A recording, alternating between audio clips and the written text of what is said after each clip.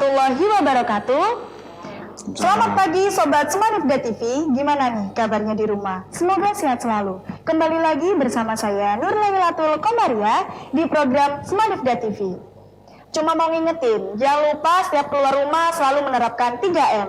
Memakai masker, mencuci tangan, dan membawa hand sanitizer supaya COVID di Indonesia cepat selesai dan kita bisa beraktivitas seperti biasa tanpa halangan apapun. Ngomongin soal pandemi, pada saat seperti ini kita sangat membutuhkan motivator ya teman-teman. Apalagi sekarang itu online, semuanya serba apa-apa online, dan mungkin beberapa dari kalian ngedown, semangatnya mulai turun dan beda lagi gitu semangatnya, tidak seperti pada saat sebelum adanya COVID-19.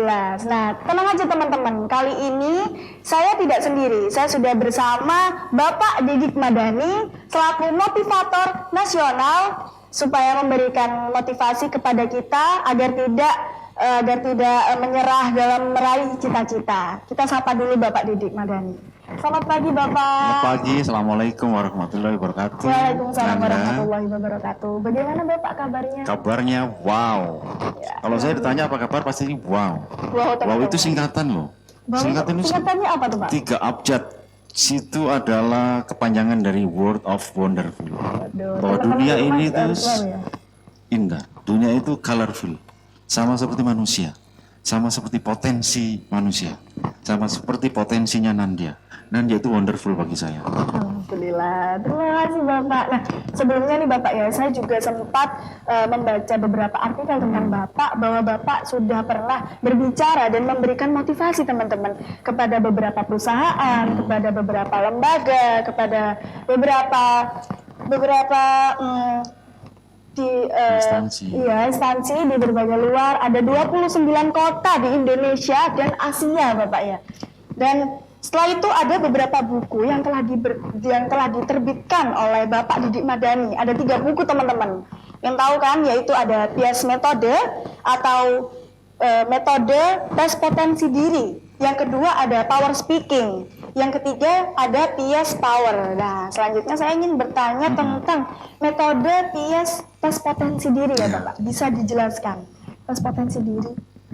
Ya, ini bukunya. Ibu-ibu guru di studio, apa kabar? Assalamualaikum warahmatullahi wabarakatuh. Terima kasih, mohon izin saya menjelaskan ya. Ini bukunya Mbak Nanda. Judulnya PS Tes Potensi Diri, Temukan Kode Kekayaan Anda. Jadi judul ini menunjukkan bahwa setiap orang punya kode kekayaan. Hanya saja kita belum punya tools, kita belum punya manual book tentang apa saja kode-kodenya. Seperti kita membeli mobil, itu kalau mobil baru atau alat elektronik itu kan mesti ada manual booknya. Kalau rusak A diperbaiki B, rusak C diperbaiki ini. Sama seperti manusia. Sayang saja manusia itu tidak ada kode manual booknya.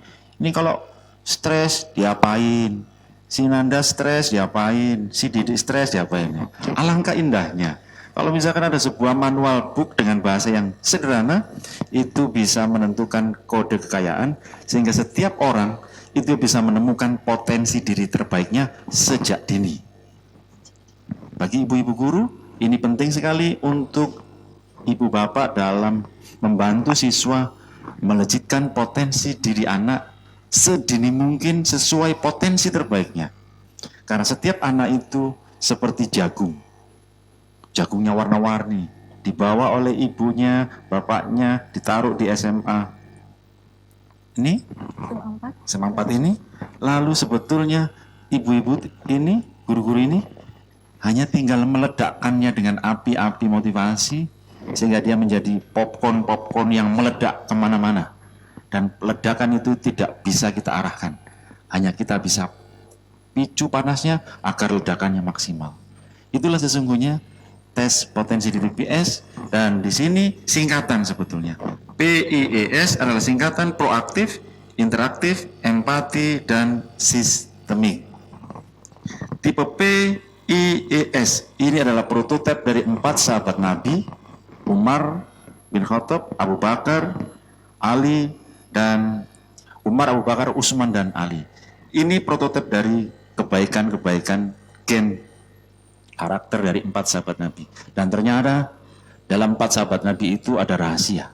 Kenapa Nabi dikelilingi oleh 4 sahabat yang terkenal dengan Khulafaur Rasyidin? Karena ternyata setelah dibongkar, 4 sahabat itu adalah prototipe dari lengkapnya fitur manusia yang ada di bumi. Kalau Nabi itu sudah rangkuman pilihan Allah menjadi pemimpin. Tapi 4 sahabat Nabi ini harusnya menjadi prototipe bagi kita anak muda atau manusia ke setelahnya. Kira-kira kita ini tipenya seperti apa? Sehingga jalan-jalan yang kita tempuh, peta-peta yang kita tempuh adalah peta-peta yang berhubungan dengan modeling. Karena setiap orang sukses itu punya model. Itu sekilas, dan dasar dari buku ini adalah Al-Qiyamah ayat 3 dan 4. Demi hari kiamat, demi jiwa yang menyesal, kelak aku akan kumpulkan tulang belulang dan ujung jari-jarimu. Di PS ada 2 input, yang pertama adalah tes tulis menggunakan handphone, dan yang kedua adalah dengan tes sidik jari yang ditancapkan fingerprintnya lewat Android.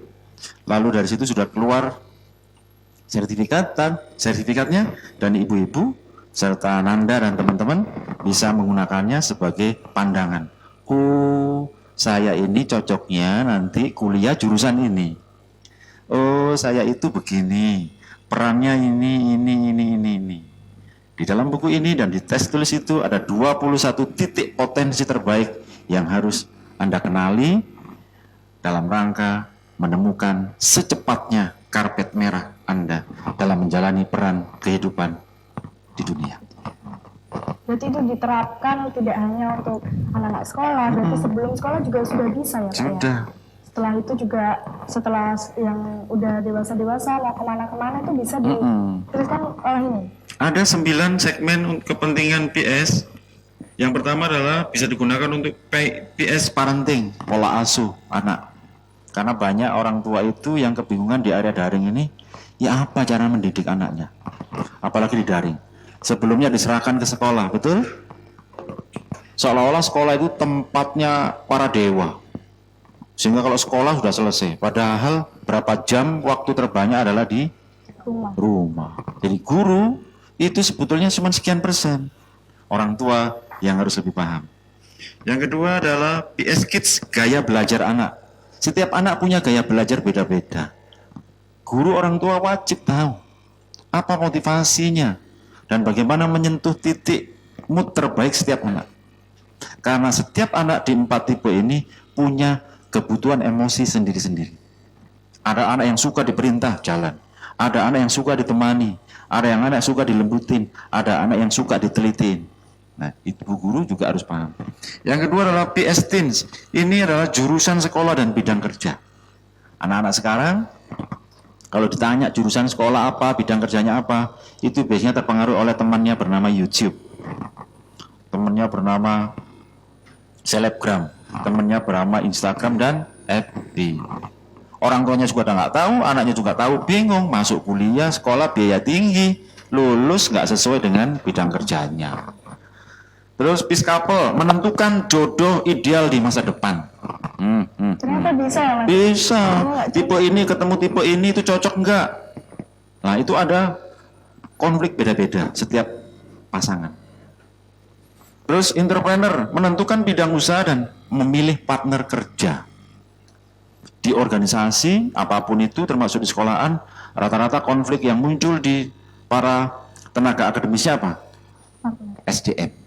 Guru ini sama guru ini, kepala sekolah ini, itu termasuk di perusahaan. 6. Assessment pemilihan pemimpin perusahaan. Biasanya di BUMN kita sering digunakan untuk assessment. Ini cocoknya siapa, ini direksinya gitu. Yang ketujuh adalah sales marketing, merekrut tenaga sales dan marketing. Lalu memotivasi sales, bagaimana dia jualannya bagus.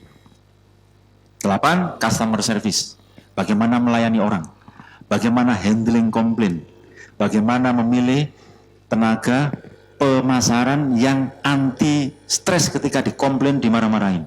Itu ada spek khusus. Terakhir adalah peace employee, yaitu merekrut karyawan baru. Nah, inilah 9 segmen dari tes PS khusus untuk Nanda dan Ibu Bapak Guru mungkin bisa difokusin pada bagaimana menemukan potensi diri Itu siswa. penting banget ya Pak ya, ternyata buat kita melangkah bagaimana untuk maju ke depannya agar lebih baik dan lebih tertata ya Pak ya. Terus boleh diceritain Pak ya, sebelum sekarang ini bisa sesukses sekarang, dulu tuh saya juga sempat baca di beberapa artikel bahwa Bapak dulu juga sempat menjadi wartawan. Apakah itu benar Bapak? Iya. Itu sebelumnya bagaimana? Bisa diceritakan? Tahun 2000 sampai tahun 2008 itu jadi wartawan. Tahun 2008 sampai tahun 2010 dikasih kepercayaan sama pimpinan waktu itu Pak Imawan dan Pak Dahlan untuk di manajer marketing Jawa Pos TV.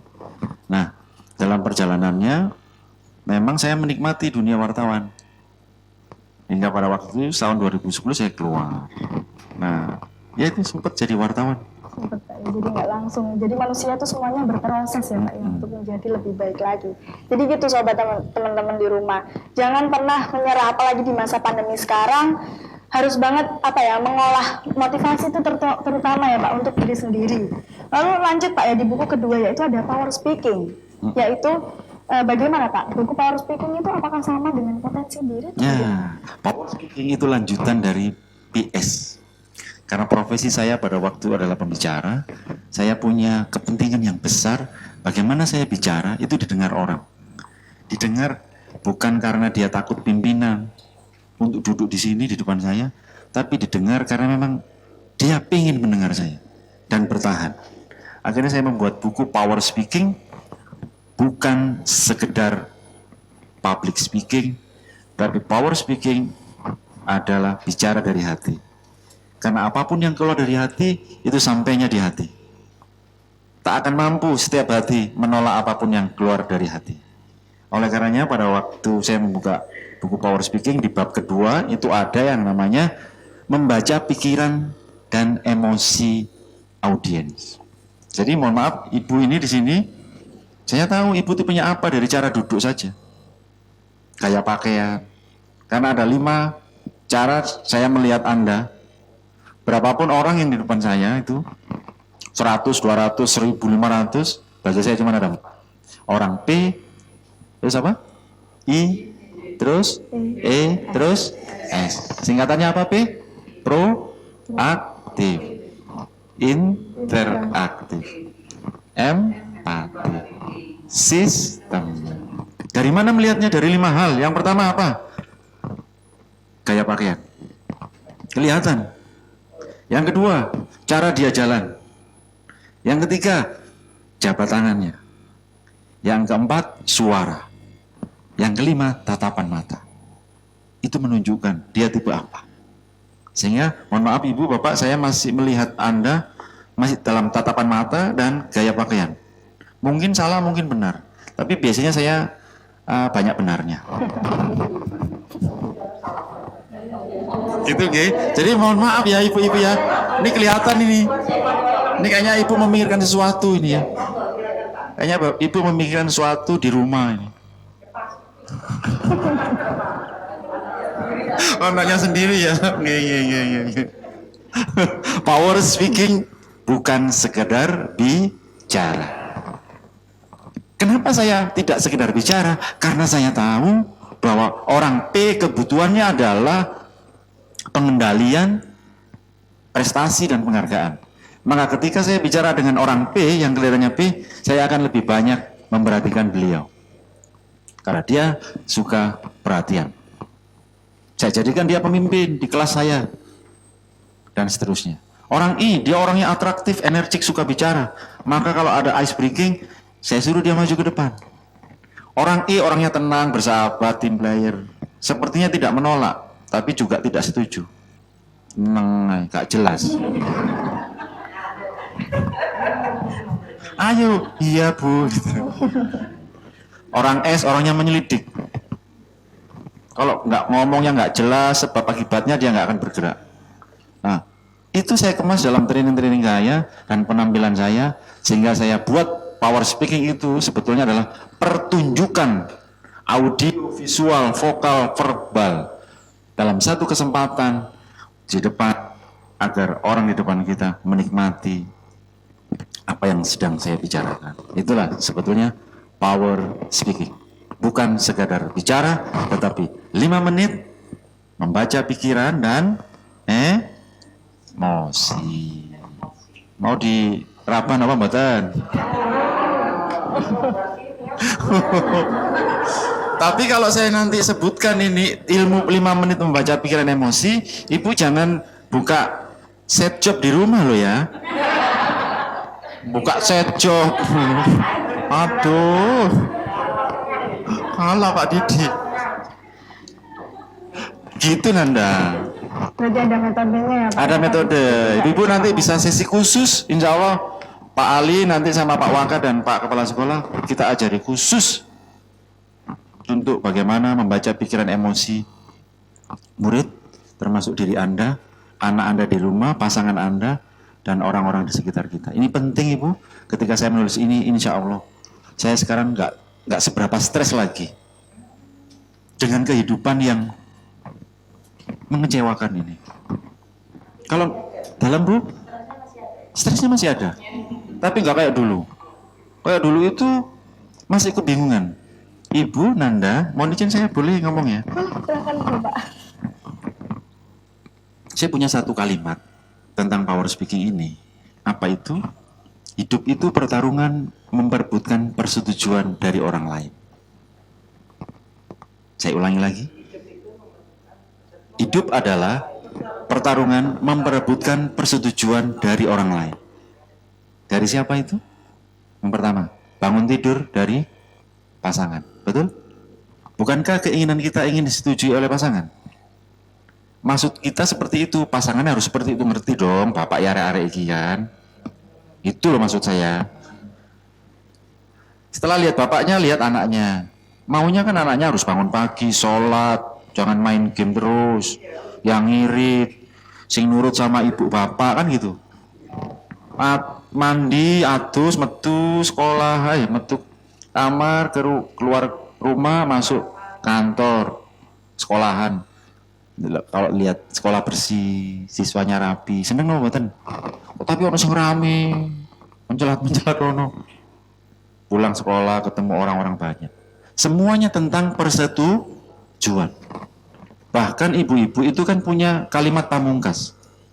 Ibu-ibu wanita ini tidak suka menjelaskan keinginannya, tetapi menuntut pria untuk peka.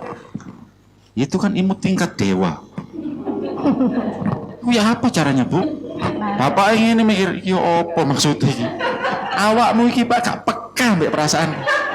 Kayak tisu aku satu, bla bla pasan. Tentang persetujuan semuanya. Nah, alangkah indahnya kalau semua kehidupan kita ini disetujui oleh orang, meskipun belum kita ucapkan. Selesai nggak keinginan kita kalau semuanya disetujui? Kalau semua keinginan kita disetujui oleh alam semesta, manusia, hewan, tumbuhan, selesai kan? Sayangnya tidak semuanya bisa kita pahami. Maka dari itu waktu itu saya berpikir apa ya menghadapi pasangan saya, menghadapi anak saya. Kok begini, kok begitu, kok nggak sesuai dengan pikiran saya. Bahkan saya sering bilang, awakmu kita omongi bolak-balik, gak ngerti. Kira-kira kalau ada orang tua guru bilang begitu, itu yang salah orang tuanya, gurunya atau anaknya? Kenapa? Memasangkan kehendak dan bola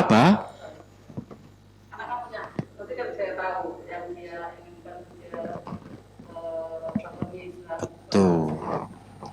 Hanya orang bodoh yang melakukan hal yang sama dengan hasil yang hanya orang bodoh melakukan hal yang sama tapi berharap hasil yang beda. Power speaking, Bu. Diganti cara ngomongnya. Nah,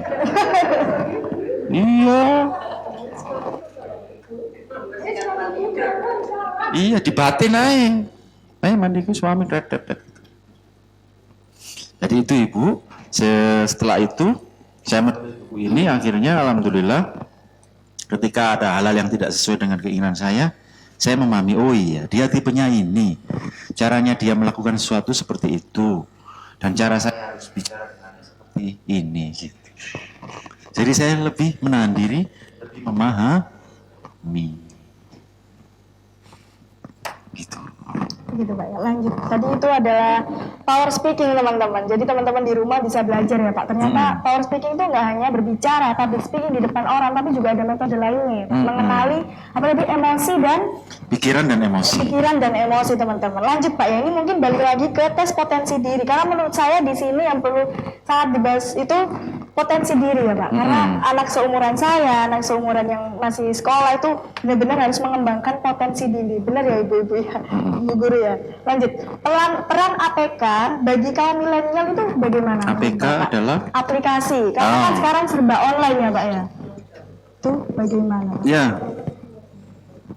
untuk ibu-ibu dan anak-anakku sekalian, ada satu kalimat pembuka khut pamungkas saya. Lakukan satu hal yang paling mudah dan biasa, tapi sungguh-sungguh istiqomah. Insya Allah hasilnya wow. Saya ulangi lagi ya. Lakukan satu hal yang paling mudah dan biasa, tapi sungguh-sungguh istiqomah, hasilnya pasti wow. Artinya adalah kita harus ditunjukkan atau melakukan atau tahu apa yang paling biasa kita lakukan. Lalu lakukan itu terus-menerus, lakukan terus-menerus, lalu dibimbing oleh mentor, guru, orang tua yang ngerti, insya Allah nggak lama dia. Karena zaman sekarang sukses tidak harus nunggu 30 tahun, 40 tahun. Anak-anak 20 tahun, 15 tahun itu, mohon maaf ya, kerjanya di rumah, kelihatannya nggak kerja. Tapi uangnya terus mengalir. Ada 65% profesi hilang sekarang. Diganti dengan 65% profesi baru. Sebagian besar profesinya belum ada namanya. Yang baru contohnya adalah YouTuber, selebgram, drone pilot, spesialis, atau sama badan, drone pilot, pilotnya helikopter drone itu loh, kamera. Ada juga hacker management, bagian menghack media digital management, 65%. Nah, untuk ibu-ibu, untuk anak-anakku sekalian, tenang saja. Anda sekarang tidak ada bedanya dengan orang-orang yang lahir lebih dulu dari Anda. Anak-anak sekarang itu, kalau ada anak zaman sekarang, atau orang yang hidup zaman sekarang ini, berarti orang itu ada orang tua, nenek, kakek, anak, cucu kan, yang tidak pinter, yang kurang ngerti, yang mohon maaf, yang kekurangan akses ekonomi, itu sebetulnya pilihannya dia. Kenapa? Karena aksesnya semuanya sudah terbuka. Akses apa? Media teknologi. Yang dibutuhkan oleh orang sekarang adalah hanya kecerdasan bertanya dalam handphone. Anda ketik apa di handphone, jawabannya keluar. Apapun, hanya saja tidak semuanya saat ini itu mengetik kata per kata di handphone itu menambah ilmunya. Hanya yang sekedar mengeklik aplikasi, ada gambarnya bola-bola, klik main. Ada yang klik gambarnya hijau, pada gambar telepon, klik WA nih grupnya wake. Wow. Sebagian sampah, sebagian banyak nggak berguna. Sebagian banyak menguras emosi, sebagian banyak tagihan. Ibu, bapak, Anda, jadi peran aplikasi untuk milenial sekarang adalah aplikasi itu pisau matanya dua. Anda bisa gunakan apa? Anda penikmat aplikasi atau pengguna aplikasi. Sehingga sarannya adalah untuk anak-anak, putuskan mulai sekarang Anda mau jadi apa. bersama siapa, dengan siapa, mau kemana, dibantu siapa. Jadi kalau anak-anak sekarang ibu, pertanyaannya adalah pengen jadi apa? Bukan. Salah. Kalau nanti besok tanya sama anak-anak muda, anak SMA, murid-murid ibu, tanyanya begini, nak, besok kamu mau buat apa? Gitu. Jangan pengen jadi apa. Karena profesinya sudah nggak ada. Tukang stempel pos itu, ya, yang kalau lebaran itu kan paling sibuk. Dok, itu kering itu. Meskipun pulang banyak bawa bonus, sekarang nggak ada. Semuanya sudah profesinya banyak nggak ada. Yuk ibu-ibu, anak-anakku sekalian, ibu-ibu juga harus mengupgrade ilmunya. Sekarang sudah Core i7-10, bukan lagi pakai DOS.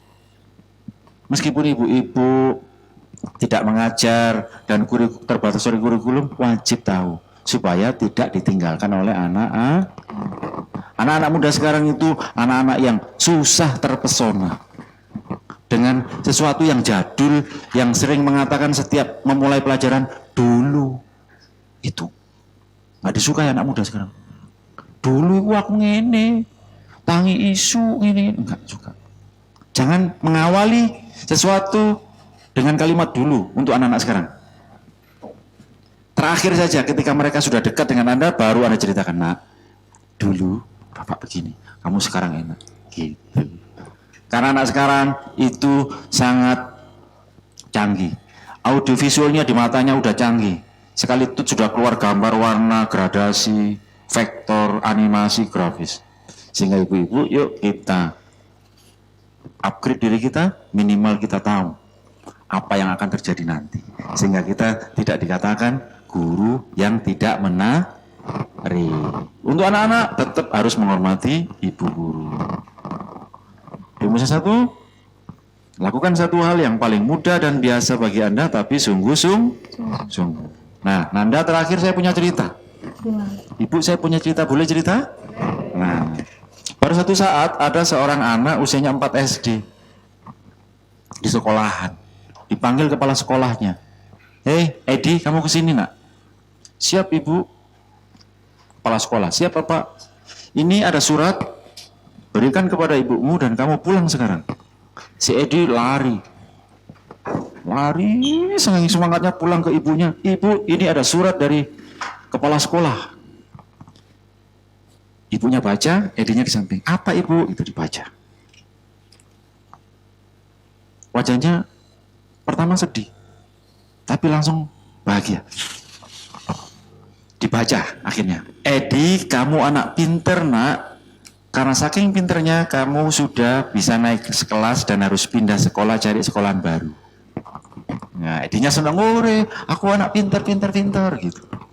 Akhirnya selang berapa tahun, 30 tahun kemudian, ibunya kan sudah nggak ada. Si Edi udah tumbuh besar. Si Edi bongkar-bongkar, bersih-bersih rumah. Nggak sengaja dia buka lemari. Ada sebuah kertas surat. Surat itu berisi 30 tahun lalu, surat dari kepala sekolahnya untuk ibunya. Bunyinya begini.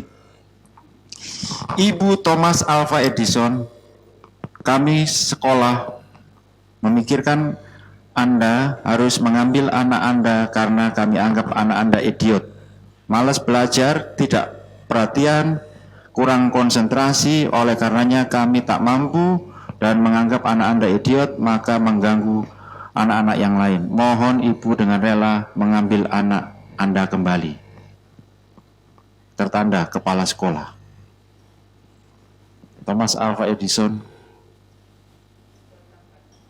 mengambil napas panjang, menangis dan bahagia.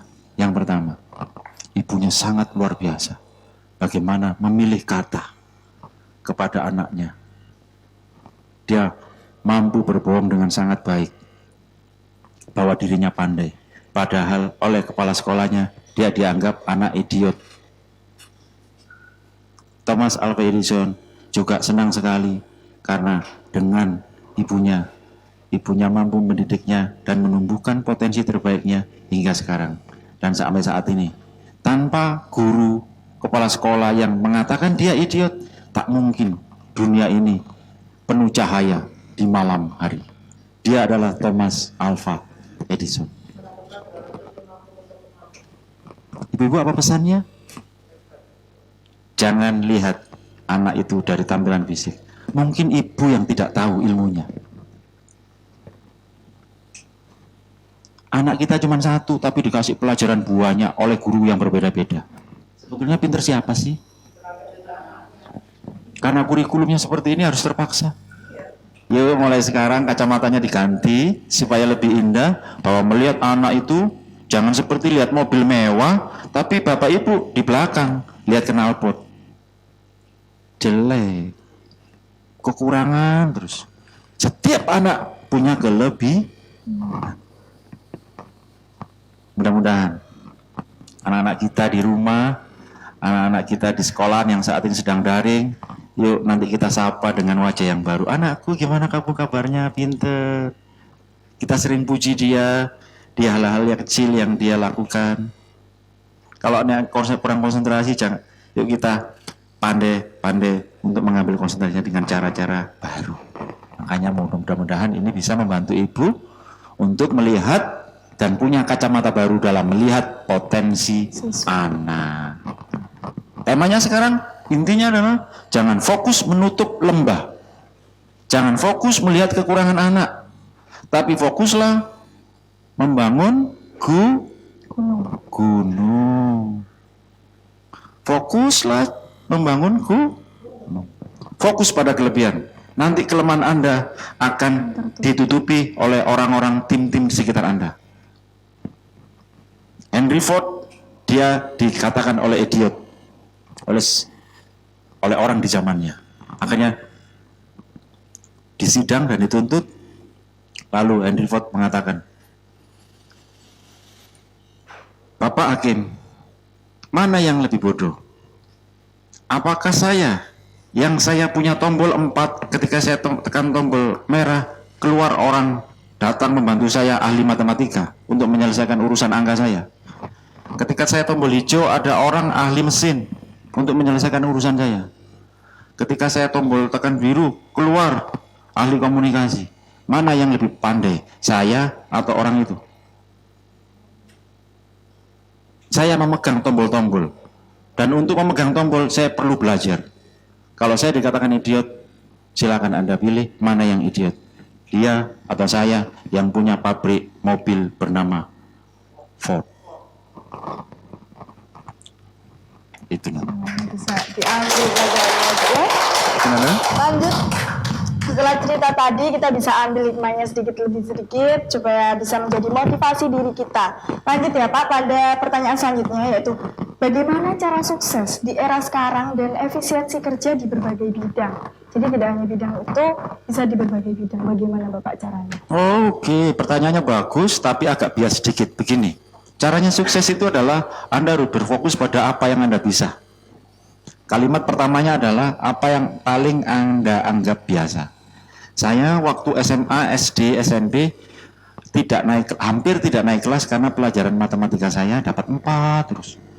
Lemah saya, Bu, mau izin gitu. Matematika itu katanya orang Jawa dedel. Nggak bisa masuk. Waktu itu guru SMA saya bilang begini, Dik, kamu nanti kalau lulus pasti kerjanya di pabrik. Pabrik kempen, di rumput industri itu. Waktu saya diem saja. Saya diem tapi saya kumpulkan semangat kayak dendam gitu. Tak tunjukkan ya, orang sukses tidak harus pintar matematika. Gitu. Ada yang guru matematika ya? Tapi saya tidak tahu apa kelebihan saya pada waktu itu. Nah, dalam perjalanan ternyata Allah memberikan saya gift berupa bicara komunikasi. Sehingga saya tidak perlu belajar matematika. Dan akhirnya saya jadi seperti ini. Dan ternyata saya punya kesimpulan lagi, bahwa bekerja itu adalah merayakan kelebihan setiap hari. Anda ini ingat-ingat, bekerja adalah merayakan kelebihan setiap hari. Kalau ada orang bekerja tidak seperti merayakan sesuatu yang menyenangkan, itu bukan bekerja, itu penyiksaan. Sayangnya banyak orang yang bekerja itu sebagai beban. Saya tahu ibu-ibu pasti merasakan, kayak aku, rek.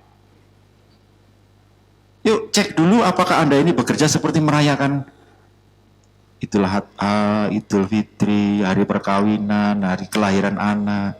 Seneng gak wajahnya? Kalau nggak seneng, cek dulu. Jangan-jangan ini nggak sesuai dengan passionmu. Jangan-jangan nggak sesuai dengan kelebihanmu.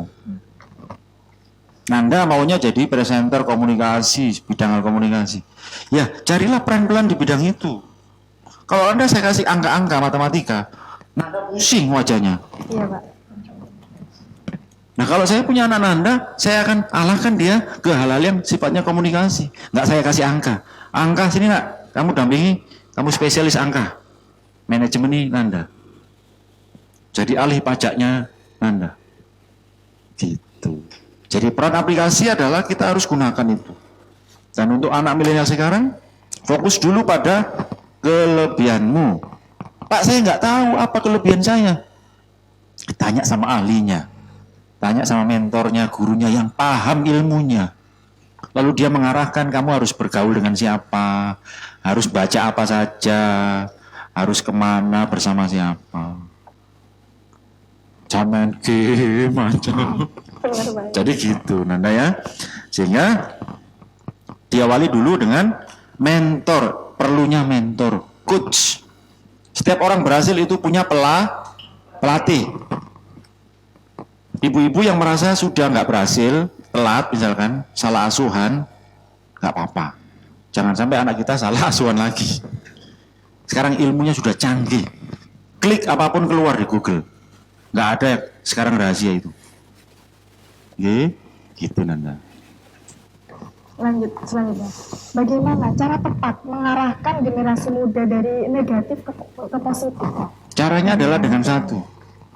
Ditanya, kamu mau buat apa? Karena anak sekarang itu nggak suka dengan kesimpulan. Dia suka dengan pilihan-pilihan. Barang siapa orang tua yang ingin menjadi teman bagi anaknya, pandailah untuk membuat pilihan-pilihan hingga anak kita merasa menjadi teman buat kita. Dan pasti ilmu yang dasar terbaik adalah bagaimana ilmu agama, akhlak, dan adab serta budinya ada di mereka. Sehingga bagaimana kita menjadi seorang anak muda yang punya dasar pondasi agama, ketaatan, kesolehan, karakter, akhlaknya, tapi ilmunya luar biasa. Itu. Tadi kan ada kata Bapak Didik Madani kan bilang kalau kita mengejar sesuatu itu harus sesuai dengan keinginan kita supaya hasilnya lebih baik lagi ya Pak ya. Nah, bagaimana pada saat kita ya para yang masih remaja-remaja ini mempunyai pilihan sendiri tapi terhalang oleh adanya orang tua yang jangan ke situ, mending ke sini aja, itu gimana ya? Ini itu pertanyaan banyak banget ya Pak. Ini jiwai sekali ya, sangat menghayat pengalaman ya. Untuk orang tua, ibu guru, yuk ya. Mungkin orang tua tidak salah atau anaknya yang salah atau sebaliknya. Anda perlu mentor, coach, konsultan seperti saya, ibu-ibu guru yang sekarang sudah tahu. Jangan-jangan tujuan cita-citanya anaknya itu hanya karena YouTube. Jangan-jangan orang tuanya benar. Nah, mana garis tengahnya? Dilihat dulu, anak ini tipenya apa, dites. Orang tuanya ditemukan. Orang tuanya gimana? Ibu, tahu nggak ilmunya ini, anaknya ini. Baru dikasih gambaran. Oh, ini. Jadi orang tua, guru, siswa, mentor, coach, itu harus jadi segitiga sinergi. Sehingga tidak ada yang namanya miskomunikasi. Ada banyak orang tua itu yang tidak mampu melihat potensi anaknya kok. Ya. Makanya perlunya training parenting. Itu pengasuh. Jangan dianggap loh ya, mendidik anak itu memberikan makan, kerja keras. Tapi yang penting itu ini loh. Karena definisi kesuksesan setiap orang itu berbeda-beda. Dan saya ingin menyamakan definisi kesuksesan itu dalam sebuah kalimat indah menurut saya. Apa itu sukses? Seluruh tindakan di dunia. Saya ulangi lagi. Sukses adalah pencapaian rasa kebahagiaan dan keberkahan atas seluruh tindakan kita dunia yang berdampak pada 2 masa setelahnya. Apa itu 2 masa? Alam kubur dan akhirat. Bingung ya Bu ya? Perlu saya ulangi lagi? Bisa Pak, diulangi lagi. Jadi pencapaian kebahagiaan dan keberkahan. Apakah Anda bahagia dengan bekerja di komunikasi bidangnya? Bahagia. Berarti harus Bu, ikhlas enggak? Definisi kebahagiaan itu adalah melihat anak ibu bahagia. Oke, bahagia. Berarti tidak harus jadi dokter kan? Samain dulu. Kan yang penting anaknya bahagia. Asal tidak melanggar agama, harusnya bahagia. Ayo sama dulu ya. Nah sayangnya kalau misalkan anak seperti Nanda ini ada banyak anak Nanda yang tidak ngerti potensinya apa. Ditanya, jadi apa? Dia ingin jadi sukses. Sudah punya cita-cita, sudah punya proposal hidup. Belum. Rahasia. Kita punya program namanya Star Recamp-nya para bintang. Outputnya adalah bagaimana seorang anak membuat proposal hidup. Proposal aksi, proposal bisnis, sampai proposal kuliah. Ya, dalam 1 lembar, dalam 1 hari, 1 malam trainingnya. Gitu. Jadi ya harus penyamakan mindset antara orang tua dan anak. Jadi itu tadi ya Pak ya, motivasi dari Bapak Didik Madani, Sobat Semanifda TV di rumah bisa mengambil makna dari yang telah disampaikan oleh Bapak Didik Madani, bahkan sudah diceritakan bagaimana perjalanannya ya Pak ya, jadi sekarang lebih sukses, dan juga ada beberapa cerita tadi, bisa kita kutip ya, cerita anak dari amanahnya tadi ya Pak ya. Nah, dari tadi itu kita bisa simpulkan bahwa sukses itu adalah bagaimana cara kita maju ya Pak ya, dengan potensi diri kita sendiri, dan juga jangan sibuk untuk menutup lubang, tapi sibuklah untuk membangun gunung, supaya kita jadi jangan fokus pada kekurangan kita, gue nggak bisa ini harus ini, jadinya kita tetap potensinya kita apa harus ke situ ya Pak ya, diperbaikin lebih baik lagi supaya kita bisa lebih baik dan mengejar cita-cita kita, begitu ya Pak ya. Jadi itu tadi motivasi dari Bapak Didik Madani selaku motivator nasional. Sampai jumpa di program Semanifda TV selanjutnya. Saya Nur Lailatul Qomaria pamit undur diri dan terima kasih. Wassalamualaikum warahmatullahi wabarakatuh. Waalaikumsalam warahmatullahi wabarakatuh. Terima kasih Bu. Terima kasih.